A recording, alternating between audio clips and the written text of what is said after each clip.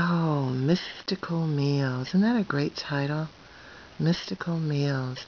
Yeah, there's mysticism that surrounds food, and it's something so few people talk about, and yet we should, because we are what we eat. We take in a lot of properties, a lot of things when we eat, and so we need to respect food and start having some mystical experiences with it. I remember preparing some, I think it was chicken wings. This has been a while ago, and I put on some really good music when I was cooking, and I was thinking really good thoughts, and I was blessing the food and putting all kind of, balanced energy into the preparation. And I had dinner that day, and it was great as far as I can remember. The thing that stands out about that was I took the food to eat the next day for lunch. And it just so happened the next day was a busy one in the office. In fact, I was rushed, and I almost didn't have time to eat lunch. But I was getting hungry. I said, let me just go ahead and, zap this food, because at that point I was using a microwave. But I remember my stomach being jittery and being very preoccupied because I really needed to get back to the task. Sat down to eat the chicken, and all of a sudden I was transformed into this beautiful, calm, relaxing state. And it was noticeable on the first bite, but the more I ate, the more peace came over me. And I was like, oh, wow, this is from the blessing that I gave the food yesterday. All the energy that I had put into the preparation, it was still in the food. And it helped to balance me out at work. And I was able to go back with a clearer head and a calmer state of mind. And I'll never forget that. Another thing that I remember is when I was doing some research for an article on afternoon tea, I came across something called Jamaica tea at the Chato Tea Room. And it was so interesting because in the description of it, it said if two people are having tea, afternoon tea, serving Jamaica tea can also be like having a third person present. I thought, wow, that's interesting. So I went back because when I got the brochure, I didn't, buy any tea. It was after I was working on the article. I thought, let me go back and get some of this.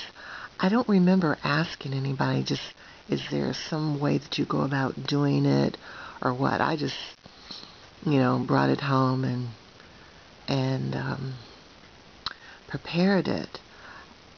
I didn't have that experience the first time I did it, but when I had a guest over, I suggested to him, I said, this is supposed to have the power to be the third person, so let's, have a really high vibrational meal, and let's just talk about, really balanced, uplifting thoughts and see if we can evoke the presence.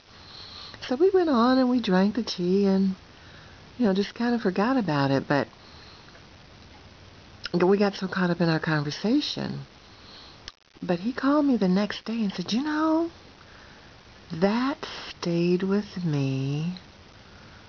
That our dinner yesterday stayed with me the whole evening. I had other things to do, but I kept coming back to the peace and the relaxation of that meal. And I'd like to do that again. And I thought, it didn't do exactly. It wasn't like a third person was there, but there was an atmosphere or a vibe that was present. So I suggest that we take time to have more of these mystical meals, praying over food, blessing it, chanting, whatever you do, because the vibration goes into the food. And my experience is that it has remained there. It also can get you into the state of mind where you can pick up your messages.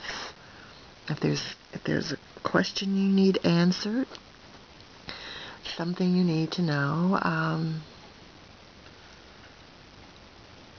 try make it just go for a mystical meal when you're preparing the food. Put good energy and vibrations into it. Tell it what you want, and just see what happens. In fact, I make sure that my kitchen is immaculate, because it's like you're also eating your surroundings. So, I always do that. When I go from the farmer's market, when I come in from the farmer's market with my produce, I'm always washing it and blessing it, putting a blessing on it. And then I keep it out on a really nice tray. I even have a decorative hat box that I'll use from time to time, so that I have to pass it several times, during that morning. And each time I pass it, I just say something really uplifting to it before I put it away. I admire its beauty. And because it's from the farmer's market, you do have to cleanse your food from all other touches, frequencies, energies, and vibrations, because people pick over, and every time somebody touches something, they leave an imprint on it. And so you want to clear that. Ideally, you should grow your own produce, but a lot of us just don't have the know-how or the space. But that keeps the mystical aspect of produce intact, because by the time you go to the farmer's market, or and especially a grocery store, you've had the people who picked it, the people who packed it, the people who put labels on it in the store. Then maybe someone else comes on and puts it out. Then you've got people touching it, looking over, touching it before they buy it. So you want to cleanse your food of all other touches, frequencies, thoughts, energies, and vibrations, first of all. And with the idea of preserving the mysticism. Now, there's a place near me, and they have a garden. It's an urban garden, and you can buy their produce.